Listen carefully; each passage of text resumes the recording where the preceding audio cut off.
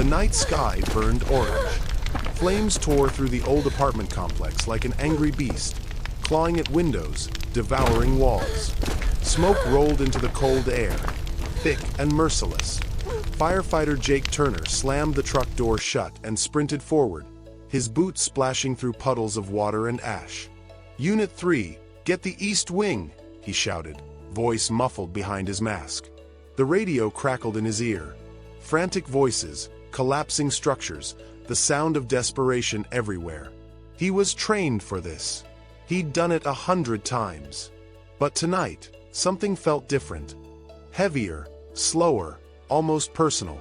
Through the smoke, a small silhouette appeared. A little boy, no more than 7, stumbling out of the alley barefoot, clutching a tiny stuffed lion in one hand. His face was streaked with soot, tears cutting clean lines through the gray. Jake dropped to one knee. Hey, buddy. You're okay, I've got you." The boy shook his head fiercely. His voice trembled as he pointed toward the building behind them, flames roaring in the windows. "My mom, she's still inside." Jake froze. Those words hit him like a punch to the chest, because years ago, another little boy had said almost the same thing to him. For a heartbeat, the world went silent. No sirens, no shouting, just the echo of those 6 words. He looked up at the inferno, then back at the boy, whose lip quivered as he whispered, "Please, don't let her die." Jake stood, his fists tightening. The memory of his own son's face flashed before his eyes, the one he never got to save. He pulled down his helmet visor. "Stay here," he said, his voice shaking but steady. "I'm bringing her out." And without another word, he ran straight into the fire. If this already touched your heart, stay with us. Because what happens inside that burning building will change both their lives forever. The sound of sirens fades into silence. We cut to years earlier, sunlight spilling through the kitchen window of a small house on the outskirts of town. Jake Turner, younger, smiling, is helping a little boy, Eli, pour milk into his cereal. The boy laughs as the milk overflows, and Jake catches it with a towel. "Whoa, careful there, champ," he chuckles. "We need some left for tomorrow. Tomorrow's pancakes day." Eli says proudly. Jake smiles. That's right. Pancakes day. It was a simple life, one filled with noise, laughter, and bedtime stories. Back then, Jake wasn't just a firefighter. He was a husband, a father, a man who believed every fire could be put out, until one night proved him wrong. The flashback darkens. Rain pounds against the windshield. Jake, off duty, is driving home from a late shift when a call comes through the radio. Residential fire. Oakwood Lane. Occupants possibly trapped. His heart stops. That was his street. His house. He floors the gas pedal. By the time he arrives, the street is chaos. Flashing lights, smoke, the acrid scent of burning wood. He sprints past the barricades, shouting his wife's name. But a firefighter holds him back. "Jake, you can't go in there. My family's inside." They restrain him as the flames rise higher. Through the smoke, he swears he can hear Eli's voice crying out, "Daddy!" But the sound fades, swallowed by the fire. He drops to his knees in the rain, screaming, powerless. That night carved something into him. Not just grief, but guilt. Because Jake was supposed to save people. That was his job. And when it mattered most, he couldn't. After the funeral, he sold the house, moved into a small apartment, and threw himself back into work. He never took time off. He never smiled for photos. He kept his head down, saving everyone he could, as if somehow every life he pulled from the fire could balance the one he'd lost. But no rescue ever did. And then tonight, standing before that burning apartment, hearing that same desperate line from a child's mouth, "My mom's still inside." It was like the universe had pressed rewind on his life. Only this time, he wouldn't fail. Jake blinked the smoke from his eyes, tightening the straps of his mask. This wasn't just another fire. This was redemption, or damnation, waiting behind those flames. Because when a man has already lost everything once, he'll walk through hell itself not to lose it again. Jake's flashlight cut through the darkness, flickering against broken picture frames, toys scattered across the floor, and the remnants of a life interrupted mid-breath. He called out through his mask, voice echoing, "Fire department! If anyone can hear me, call out." Nothing. Just the roar of fire eating through walls. He moved deeper in, hands sliding along the hallway wall to steady himself. Every second mattered. He passed a half-open bedroom door and stopped. Something caught his eye, a drawing pinned to the wall. Crayon lines, crooked letters. "Me and Mommy." A stick figure woman with a red heart drawn over her chest. Jake stared at it, frozen. It looked almost identical to a drawing Eli once made. Same shaky handwriting, same red heart. He swallowed hard, forcing himself to breathe. "Stay focused," he muttered. "Find her." He pushed open the next door and heard it, a faint, muffled cough. "Hello," he shouted. From behind a fallen dresser, a voice, weak, gasping. "Please, help." Jake rushed forward, shoving the dresser aside with his shoulder. A woman lay on the floor, pinned beneath part of the ceiling beam. Her face was streaked with soot, her clothes torn, her breath shallow. She turned her head slowly toward him. He gripped the beam, muscles trembling as he tried to lift it. But it wouldn't budge. The fire around them hissed and popped, and a section of the ceiling gave way with a deafening crash. Embers exploded around them. Jake coughed, eyes burning from the smoke. "Hold on," he yelled over the roar. He grabbed his radio. "Unit 3. I've got a survivor in the East Wing, 2nd floor. I need backup now." Static. No response. The signal was dead. He was on his own. Jake braced himself, pressing his shoulder under the beam and pushing with everything he had. His arms shook, sweat mixing with soot. Finally, with a guttural cry, the beam shifted just enough for him to drag her free. She gasped as air filled her lungs. "My baby," she whispered again. "She's safe," Jake said, voice breaking. "You're both gonna be okay." He wrapped his fire jacket around her and lifted her into his arms. She was light, far too light. The kind of weight that feels like holding a life barely tethered to the world. As he turned toward the doorway, a massive crash echoed from the staircase. Flames surged upward, blocking the exit.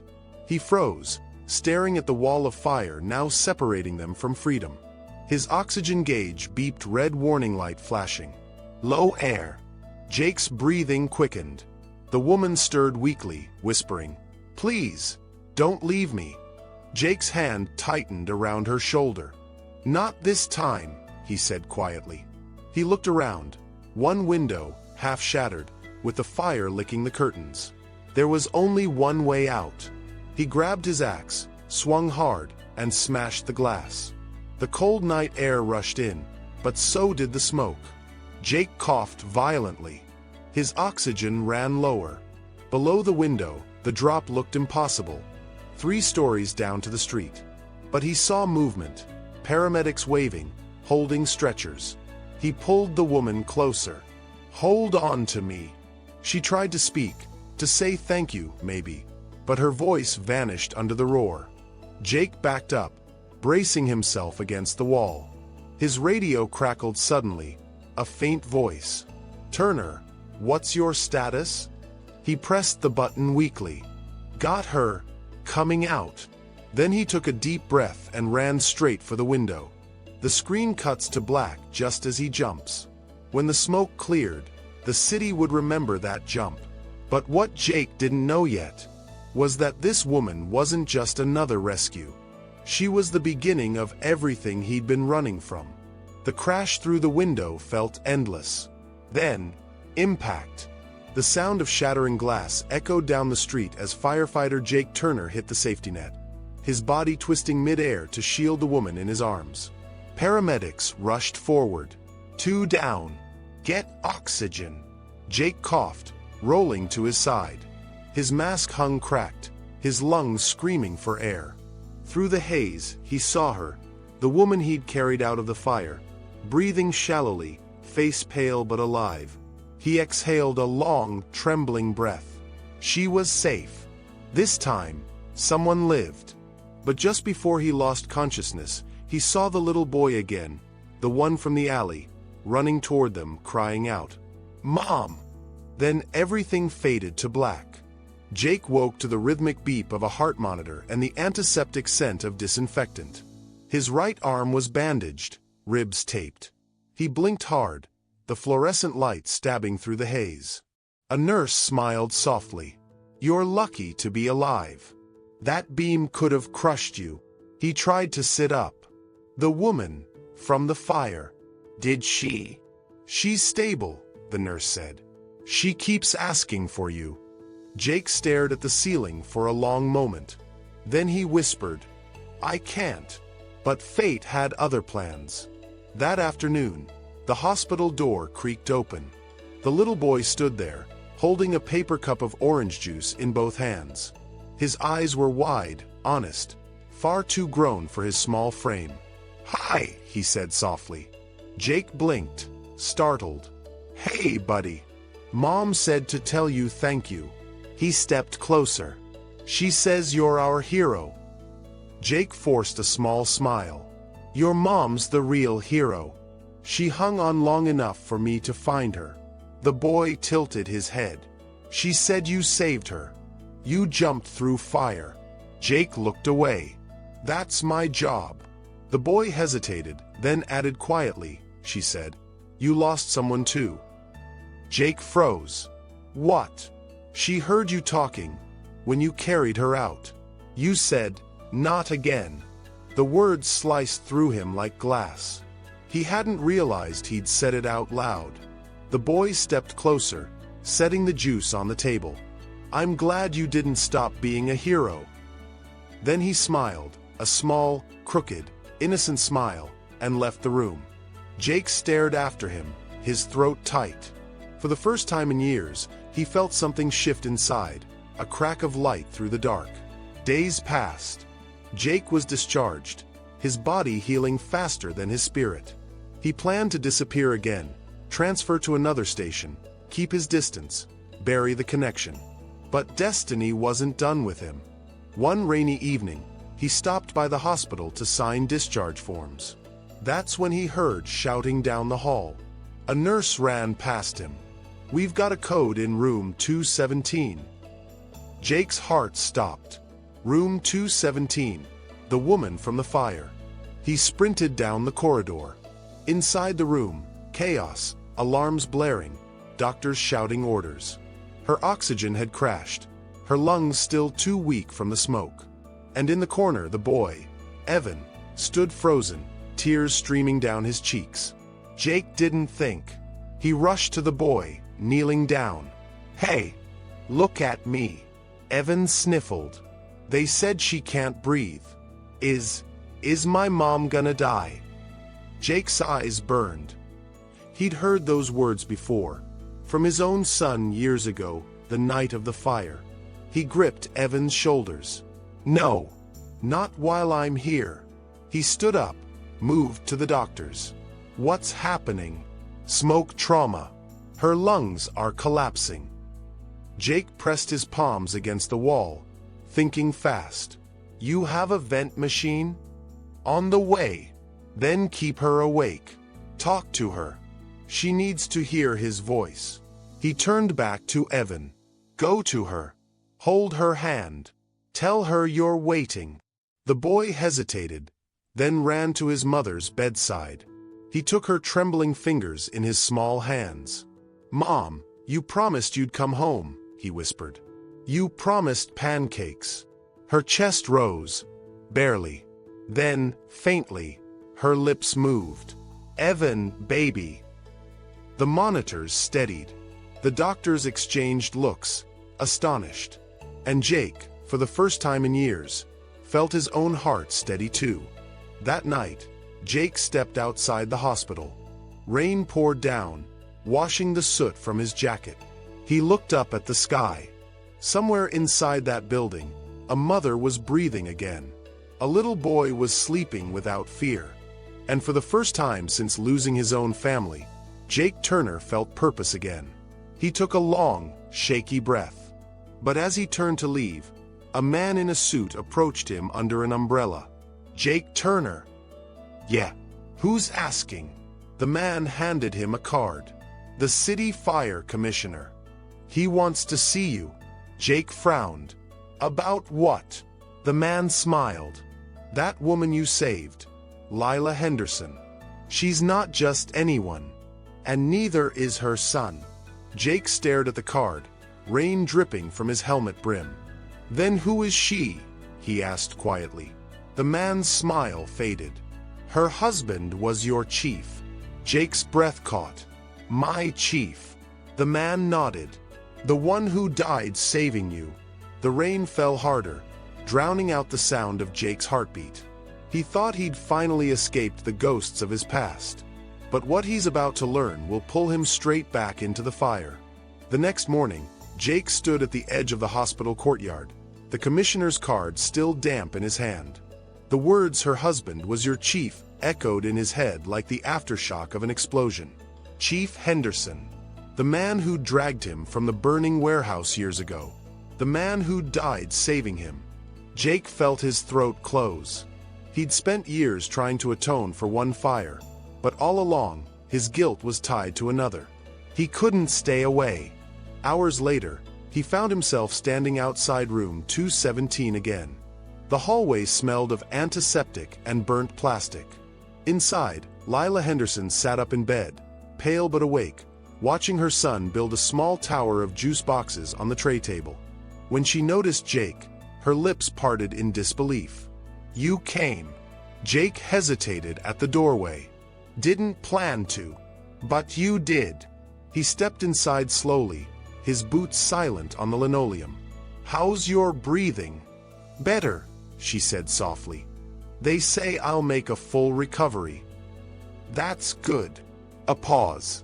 She studied his face, the lines of exhaustion, the sadness that didn't belong to the fire. "My husband used to look like that," she said quietly. "Like what?"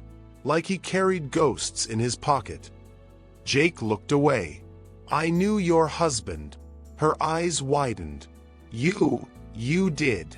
Jake nodded. "He was my chief. The best one I ever had." She pressed a hand to her chest. "You were there." He nodded again, slowly. "Warehouse fire. 7 years ago. I was pinned under a collapsed beam. He got me out, but didn't make it back for himself." Tears welled in her eyes. "You're the one he saved." Jake swallowed hard. "And I've been trying to live like I deserved it ever since." For a moment, the only sound was the hum of machines and the distant beep of monitors. Then Lila reached out, placing her hand over his. "You did," she said. "You saved me. And my son. That's how you honor him." Jake tried to speak, but his voice cracked. "I should have gone back that night. Stop," she said firmly. "He wouldn't want that. My husband believed in second chances. He said every life saved creates a chain reaction. One kindness leads to another. Maybe this is his way of keeping that chain going." Evan looked up from his tower. "Mom, what's a chain reaction?" Lila smiled weakly. "It's when someone does something good, and it makes more good things happen." She turned back to Jake. "Like this." Jake couldn't answer. He just nodded, a single tear slipping down his cheek. Days later, Jake received an official letter from the fire department, hand-delivered by the commissioner. It was short, formal, but what was inside made his hands tremble. Firefighter Jake Turner, reinstatement pending. Recommended for the Henderson Memorial Training Program. Underneath, a note in blue ink. He would have wanted this. Jake stared at the paper, the edges blurring through his tears. He folded it carefully and slid it into his pocket, the same pocket where, years ago, he'd kept his son's crayon drawing. The same pocket where he'd once carried ghosts. Now, it carried a purpose. A week later, Jake returned to the hospital one last time. Lila and Evan were packing to leave, a small suitcase by the bed, flowers in the trash, sunlight breaking through the blinds. Evan spotted him first. Jake! He ran up and hugged him tightly around the waist. Jake smiled and tousled his hair. "Hey, champ, I drew you something," Evan said, pulling a paper from his bag. It was a picture of a firefighter holding hands with a little boy. The firefighter had a big red heart on his chest. Jake knelt down, speechless. "That's me." Evan nodded proudly. "You're my hero." Jake felt something twist in his chest, a mix of grief and gratitude so deep it hurt. He looked at Lila, who was watching silently. "You're moving." She nodded. "Out of the city. I can't stay in that apartment. Too many memories." He nodded. "Yeah, I get that." There was a pause, the kind that stretches between two people who understand pain the same way. Then Lila smiled softly. "You know, he used to say something. My husband. He said you can't put out a fire by standing outside of it. Sometimes you have to walk right through to see the light again." Jake's eyes shimmered. Sounds like something he'd say. She nodded.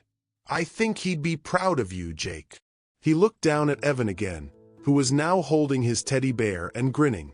"You gonna take care of your mom?" Evan nodded hard. "Always." Jake smiled. "Good man." Then, for the first time in years, Jake felt something warm in his chest. Not guilt, not pain, but peace. He straightened up. "Hey, how about a ride? I still got my truck parked outside." Lila laughed lightly. "I thought you were off duty." He shrugged with a small grin. "Let's just say, I still drive people to safety." For the first time since the fire that took his family, he doesn't see ghosts in the glass. He sees them. Alive. Lila glances out the window and smiles. "You never told us where we're going." Jake smirks. "Someplace quiet. You'll see." The truck turns down a dirt road lined with sunflowers. At the end stands a simple farmhouse with smoke curling from the chimney. Jake parks, steps out, and opens the passenger door for them, like an old habit he never unlearned. "This place," he says, voice low, "belonged to someone who taught me everything about courage. He called it Henderson's Rest. It's yours now." Lila's mouth falls open. "Jake, you can't." "I already did. He left it to me in his will. Said to give it to someone who needed it more." She covers her mouth, tears filling her eyes. "I don't know what to say." Jake looks at her gently. "You don't have to. Just live." Evan runs toward the porch, laughing, his teddy bear bouncing in his hand. Lila watches him, then looks back at Jake. "You gave him a home." Jake shakes his head softly. "No. He gave me one." As the sun dips below the horizon, the camera pans out, the farmhouse glowing against the orange sky, the sound of distant laughter floating through the air. Jake Turner stands at the fence line, hands in his pockets, eyes glistening. He finally whispers to the wind, "I did it, Chief. They're safe." And for the first time in years, he smiles. The weeks that followed were quiet, almost too quiet. The kind of silence that doesn't haunt anymore, but heals. Jake had left the station officially, trading the chaos of sirens for the calm rhythm of rebuilding.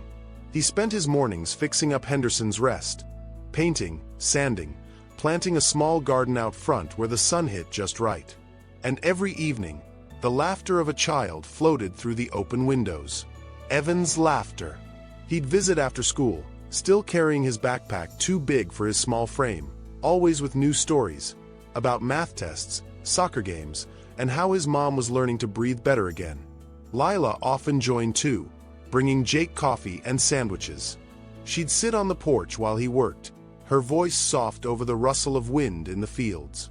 There were no big speeches, no declarations, just presence. And in that, something sacred began to grow. One bright Saturday, Jake drove into town alone. He parked outside the firehouse, now rebuilt and gleaming with fresh red paint. A banner over the door read, "Annual Henderson Memorial, Honoring Heroes." He stepped inside quietly. The familiar scent of oil, sweat, and steel hit him like a memory. On the wall hung a framed photograph. Chief Henderson, smiling proudly in his gear, eyes kind. Below it, a small plaque. He saved one life, and through it, many more. Jake stood there for a long time, just breathing. Then he reached into his jacket and pulled out something carefully folded, the drawing Evan had given him. He smiled softly and placed it under the photo. A firefighter holding hands with a little boy. A red heart between them. He whispered, "You were right, Chief. Saving one life really does change everything." A few firefighters nearby noticed him. One younger man approached. "Turner, you coming back?" Jake chuckled quietly. "Maybe. Someday." The firefighter smiled. "We could use you around here again." Jake nodded. "You already have what you need, Hart." As he turned to leave, the sunlight hit the wall just right, reflecting off the photo frame. For a moment, it looked like the chief was smiling back. That evening, Jake drove back to the farmhouse. The road glowed gold under the setting sun. He parked by the fence and saw Lila and Evan waiting on the porch. Lila with 2 mugs of coffee, Evan holding his teddy bear. Jake got out, smiling. "You two look like trouble." Evan ran to him and wrapped his arms around his waist. "Mom said we could stay here longer. Is that okay?" Jake looked at Lila, her eyes hopeful, a little unsure. He nodded slowly. "Yeah, I'd like that." They walked inside together. The house smelled of vanilla and old wood. Jake paused by the window, watching as Lila placed a photo of her husband, Chief Henderson, on the mantel beside a new one. Her, Evan and Jake, smiling under the porch light. Lila turned to him. "He'd be proud of you, you know." Jake's voice cracked. "Maybe, but I'm just trying to live the way he taught me, with courage." She smiled softly. That's all he ever wanted. Weeks later, the town held its summer fair. Kids ran with balloons, music played, and laughter filled the air. Jake volunteered to run the fire safety booth, showing kids how to use mini hoses to put out fake flames. Evan stood proudly beside him, wearing a tiny firefighter's helmet. Lila watched from a distance, her eyes glistening as she snapped a photo. A reporter approached Jake. "Mr. Turner, they say you're the firefighter who saved the Henderson family. Is that true?" Jake smiled faintly. "No, they saved me." The reporter frowned. "You mean the woman?" Jake looked toward Lila and Evan. "I mean them both." The camera lingered on his face, that calm strength, the quiet kind of heroism that doesn't shout but shines. Jake stood beside Lila and Evan, the 3 of them watching together. Evan's hand found his, small and sure. Lila leaned in, whispering, "You okay?" Jake nodded, eyes reflecting the fireworks. "Yeah, for the first time. I think I really am." Sometimes the fire that burns us isn't meant to destroy us, but to light the way home. Dedicated to those who heal others, even when they're still learning to heal themselves. If this story touched you, if it reminded you that kindness can come from the most broken hearts, then don't let this moment fade. Because here, every story reminds us, redemption is possible, healing is real, and sometimes, the fire that almost took everything ends up showing us who we're meant to be. So before you go, hit subscribe, join our SoulTwist family, and let the next story remind you just how powerful hope can be.